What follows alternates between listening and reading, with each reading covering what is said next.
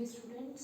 हमने last class में applications of biotechnology in agriculture हमने देखा था और उसमें हमने देखा था जेनेटिकली इंजीनियर्ड फूड के बारे में हमने पढ़ा था, जेनेटिकली मॉडिफाइड फूड के बारे में पढ़ा था और हमने उसके साथ साथ आरएनए इंटरफेरेंस के बारे में भी देखा था।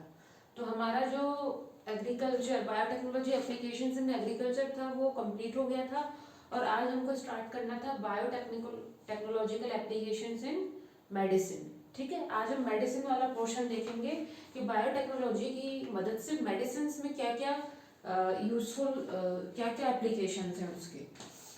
ठीक है, तो बायोटेक्नोलॉजिकल एप्लीकेशंस इन मेडिसिन देखिए, सबसे पहले तो ये ड्रग्स बनाने में बहुत हेल्पफुल है।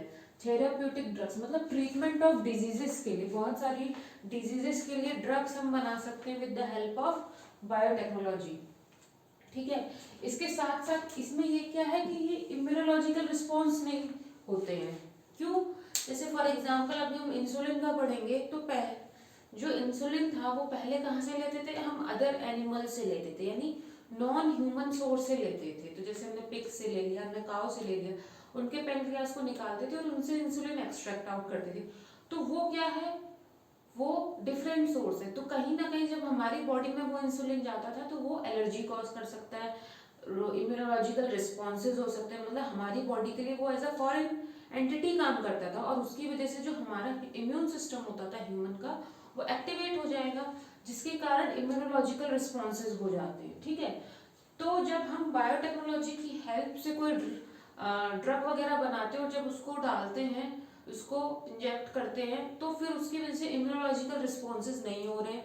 क्यों? क्योंकि हमने जो डिजायर्ड जीन लिया है वो तो हमने ह्यूमन का ही ले लिया है। ठीक है, जैसे इंसुलिन के केस में हमने ह्यूमन का ही जीन लिया और फिर उससे इंसुलिन बनाया, तो वो सेम है, ह्यूमन का ही जीन है, तो वो फिर इम्यूनोलॉजिकल रिस्पॉन्सेज नहीं करता है। उसके बाद आज तक 30 रिकॉम्बिनेंट थेराप्यूटिक्स अप्रूव्ड हुए, मतलब 30 रिकॉम्बिनेंट थेराप्यूटिक्स अप्रूव्ड हो चुके हैं पूरे वर्ल्ड में ह्यूमन यूज के लिए, और इंडिया में 12 की मार्केटिंग होती है। यानी इंडिया में अभी तक सिर्फ जो ऐसे जो रिकॉम्बिनेंट डीएनए टेक्नोलॉजी की हेल्प से और बायोटेक्नोलॉजी की हेल्प से जो ड्रग्स बनाए गए हैं उसमें सिर्फ अभी 12 ही मार्केट में आए हैं। ठीक है, और ओवरऑल वर्ल्ड में देखा जाए तो 30 है। ठीक है, अब इसके बाद हम क्या किसके बारे में पढ़ेंगे? हम पढ़ेंगे जेनेटिकली इंजीनियर्ड इंसुलिन। ठीक है, अब देखो इंसुलिन क्या है? इंसुलिन कहाँ बनता है? आपका पेनक्रियाज में बनता है। ठीक है ना, पेनक्रियाज पढ़ा होगा ना, एंडोक्राइन और एक्सोक्राइन दोनों तरह का काम करता है ये। ठीक है, दोनों तरह मिक्स्ड ग्लैंड बोलते हैं इसको, तो एंडोक्राइन और एक्सोक्राइन है ना। तो ये क्या बनाता है? इंसुलिन बनाता है। इंसुलिन भी बनाता है और एक और हार्मोन बनाता है ग्लूकागन। ठीक है, अब इंसुलिन कैसा हार्मोन है? प्रोटीनिशियस हार्मोन है, यानी प्रोटीन का बनाता है। हार्मोन और भी उसके बनाते हैं, जैसे स्टेरॉइड्स के बने होते हैं। ठीक है, लेकिन ये किसका बना है? प्रोटीन का बना है, इसलिए प्रोटीनिशियस हार्मोन है। इसमें 51 अमीनो एसिड्स हैं, दो पॉलीपेप्टाइड होती है इसमें, ए और बी। तो ए में 21 और बी में 30 अमीनो एसिड्स। ठीक है, और आपस में ये किसकी हेल्प से जुड़े होते हैं? Disulphide bonds. ठीक है, जैसे देखो ये मान लो ए चेन है, ये बी चेन है, तो ये आपस में देखो ये दोनों जुड़े हैं डाइसल्फाइड बॉन्ड से, और ये मैच्योर इंसुलिन है। देखो जो प्रो इंसुलिन जो इमेच्योर है एक तरह से, उसमें एक और पेप्टाइड होता है जिसको सी पेप्टाइड बोलते हैं, लेकिन जो मैच्योर इंसुलिन होता है उसमें सी पेप्टाइड नहीं होता, उसमें सिर्फ ए और बी होते हैं। ठीक है, तो इस तरह से ये इंसुलिन का स्ट्रक्चर होता है। अब उसके बाद हम थोड़े से इसमें डिस्कवरीज देख लेते हैं कैसे क्या हुआ। तो सर एडवर्ड शार्पी शेफर, ठीक है, इन्होंने 1916 में पहली बार ये नोटिस किया था कि जो डायबिटीज होता है, तो जब इंसुलिन का प्रॉपर यूटिलाइजेशन नहीं हो पाता या प्रॉपर सिक्रेशन नहीं हो पाता बॉडी में, तो फिर क्या होता है? डायबिटीज हो जाता है। डायबिटीज में क्या होता है? ग्लूकोज लेवल, इंसुलिन या तो रिलीज नहीं हो पा रहा है बॉडी में, ठीक है, या फिर वो प्रॉपरली वर्क नहीं कर पा रहा है, तो क्या होता है? ग्लूकोज लेवल हाई हो जाता है। ठीक है, ग्लूकोज स्टोर नहीं हो पाता है बॉडी में हमारी, है ना। तो इंसुलिन का काम क्या है? ग्लूकोज को स्टोर करता है। ब्लड में जो शुगर है उसको वो स्टोर कराने में हेल्प करता है इंसुलिन। ब्लड में शुगर का लेवल वो डाउन करता है इंसुलिन। ठीक है, तो इन्होंने क्या देखा था कि जो डायबिटीज है उसमें क्या हो रहा है, कुछ जो पैंक्रियाज में जो सेल्स या जो आइलैंड्स, ठीक है, जो सेल्स के ग्रुप को इन्होंने एक तरह से आइलैंड बोला है, तो जो आइलैंड्स हैं वो क्या कर रहे हैं, वो इंसुलिन नहीं बना पा रहे, ठीक है। तो some islands of pancreas, failure of some islands of pancreas to produce insulin, मतलब जो कुछ जैसे पेनक्रियास है, ठीक है, ऐसा लाइक लीफ लाइक होता है ना, ऐसा ऐसा लीफ लाइक टाइप का होता है पेनक्रियास, है ना, इस टाइप से। तो इसमें क्या होते हैं, आइलैंड्स होते हैं, सेल्स के ग्रुप होते हैं, वो क्या कर रहे हैं, वो इंसुलिन का फॉर्मेशन नहीं कर पा रहे हैं, ठीक है, वो इंसुलिन का फॉर्मेशन नहीं कर पा रहे। इवन इंसुलिन जो नाम पड़ा है वो इसी से पड़ा, इंसुला, इंसुला का वर्ड मतलब आइलैंड ही होता है, ठीक है, ये लैटिन वर्ड है, ठीक है, ये लैटिन वर्ड है, उसी से इसका नाम पड़ा इंसुला, इसका मतलब है आइलैंड। तो टाइप 1 डायबिटीज कैसे, इंसुलिन डिपेंडेंट डायबिटीज होती है, दो तरह की है, और एक टाइप 2 है। देखो इंसुलिन डिपेंडेंट मतलब इसमें इंसुलिन बन ही नहीं रहा है, इंसुलिन नॉट फॉर्म, बन ही नहीं पाता, जो सेल्स है वो इंसुलिन ही नहीं बना पा रही है। और टाइप 2 में क्या है, आइडेंटिफाई नहीं कर पा रही है, मतलब जो सेल्स है वो यूज नहीं कर पा रही है, इंसुलिन तो बन रहा है लेकिन उसको यूज नहीं कर पा रही। तो इस तरह की क्या कहते हैं, दो टाइप की डायबिटीज होती है। तो हम इसमें देख रहे हैं इंसुलिन नहीं बन रहा है उन पेशेंट्स के साथ, उसका केस हम पढ़ रहे हैं यहाँ पे, ठीक है। उसके बाद बेंटिंग एंड बेस्ट 1921 में बेंटिंग एंड बेस्ट ने क्या किया, पहली बार आइसोलेट किया था इंसुलिन को, कहाँ से, डॉग के पेनक्रियास से। कहाँ से किया था, डॉग के पेनक्रियास से किया था, और वो उसको डायबिटीज ठीक करने में भी यूज किया गया, ठीक है। पहला जेनेटिकली इंजीनियर्ड इंसुलिन, ठीक है, पहली बार जेनेटिकली इंजीनियर्ड इंसुलिन बनाया गया है, जो कि इकोलाई की हेल्प से बना है। वो किसने बनाया, एक एले लिली, अमेरिकन फर्म है, उन्होंने बनाया था 1983 में, ठीक है, एली लिली 1983 में बनाया गया था, ये एक अमेरिकन फर्म है। और इसका नाम क्या दिया था, ह्यूम्यूलिन इसका नाम दिया गया था, और इसको क्लिनिकल यूज के लिए भी अप्रूवल मिला था, ठीक है। अब देखो प्रॉब्लम क्या थी कि पहले क्या होता था ना, जो इंसुलिन होता था वो पिग और काऊ से लेते थे, पिग से, काऊ से उनको स्लॉटर करते थे, उनके पेनक्रियास को से इंसुलिन निकालते थे, लेकिन कितने पिग्स को मारेंगे, कितनी काऊ को मारेंगे, ठीक है। तो फिर क्या है, और डायबिटीज के तो बहुत पेशेंट है, तो फिर क्या है, और दूसरी चीज क्या थी प्रॉब्लम, एलर्जी भी हो सकती थी, क्योंकि ये दूसरे एनिमल का है, पिग्स का, काऊ का, वो जब इंसुलिन बॉडी में जाता था ह्यूमन की, तो कहीं ना कहीं वो एलर्जी कॉज भी कर सकता था। तो अब इससे बचने के लिए क्या किया जाए, इससे बचने के लिए क्या किया है कि जेनेटिकली इंजीनियर्ड इंसुलिन तैयार किया गया, ठीक है। अभी हम देखते हैं बनाया कैसे।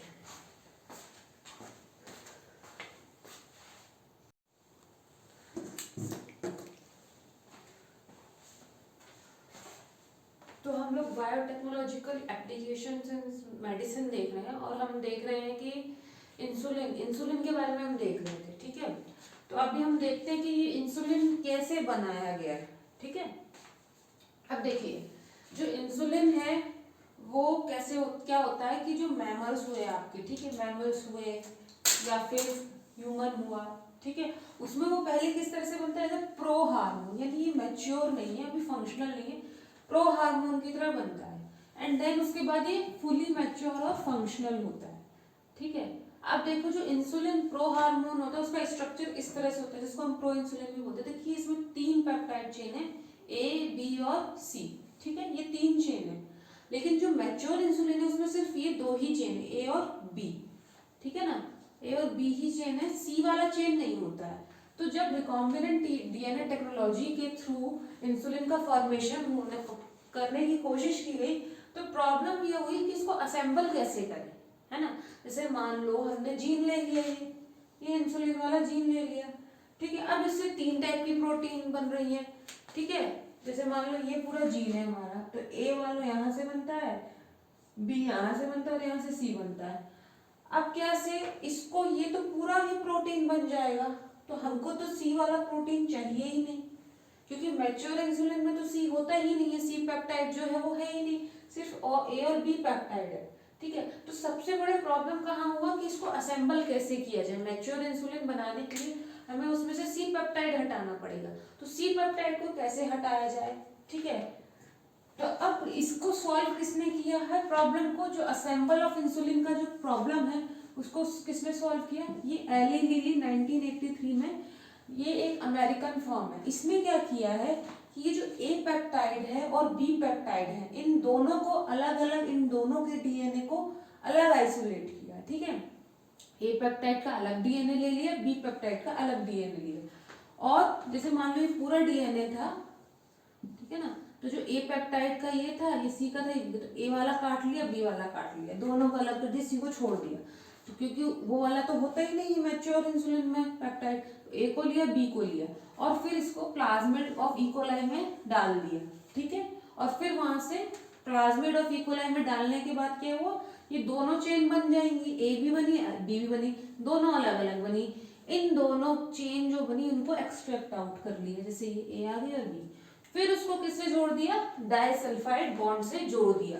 तो इस तरह रिकॉम्बिनेंट डीएनए टेक्नोलॉजी के थ्रू हमें इंसुलिन मिला, ठीक है। क्या किया इसमें, हम फिर से देखते हैं। ये जो ए और बी पेप्टाइड है, इन दोनों का डीएनए अलग अलग ले लिया, ठीक है। फिर उसको दोनों को अलग अलग प्लाज्मिड ऑफ इकोलाई में डाला, ठीक है। वेक्टर इकोलाई यूज किया, इकोलाई का प्लाज्मिड एज अ वेक्टर लिया है, उसमें इसको इंटीग्रेट कर दिया, जो इंसुलिन का जीन था ए वाला अलग, बी वाला अलग। फिर उसके बाद क्या किया, इसको वहां पे वो अपना डिवाइड होगा, कॉपीज बनाएगा, तो दोनों चेन बनी, दोनों चेन को उन्होंने एक्सट्रैक्ट आउट किया और आपस में किससे जोड़ दिया, डाइसल्फाइड बॉन्ड से जोड़ दिया। तो इस तरह से हमें रिकॉम्बिनेंट डीएनए टेक्नोलॉजी के थ्रू या जेनेटिक इंजीनियरिंग के थ्रू क्या मिल गया, इंसुलिन मिल गया। और इसको क्या नाम दिया इन लोगों ने, ह्यूमुलिन नाम दिया। फिर इसको क्लिनिकली अप्रूव्ड भी किया गया, ठीक है। अब इसके बाद नेक्स्ट टॉपिक कौन सा है हमारा, जीन थेरेपी। कौन सा है, जीन थेरेपी।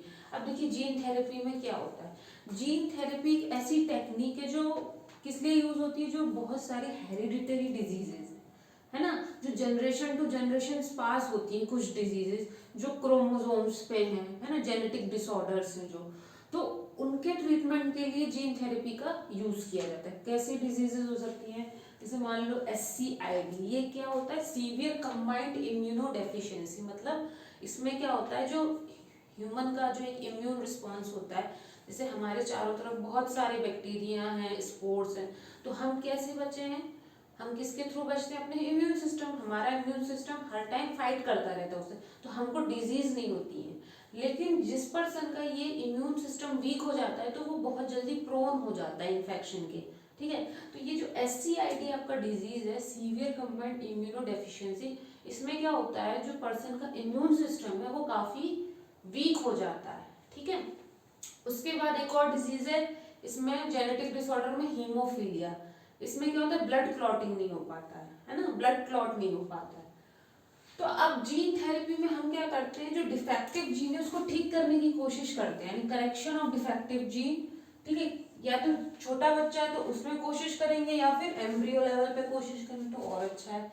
एम्ब्रियो में क्योर होने के चांसेस बहुत ज्यादा होते हैं, ठीक है। अब क्या होता है, जो जीन्स हैं, जीन्स को क्या करते हैं हम, या तो टिश्यू में या सेल्स में जो हेल्दी जीन्स हैं, यानी किसी डोनर से हम हेल्दी जीन्स लेंगे या सेल से हेल्दी जीन्स आइसोलेट करेंगे, और फिर इसको हम टिश्यूज या सेल्स में डालते हैं, ठीक है।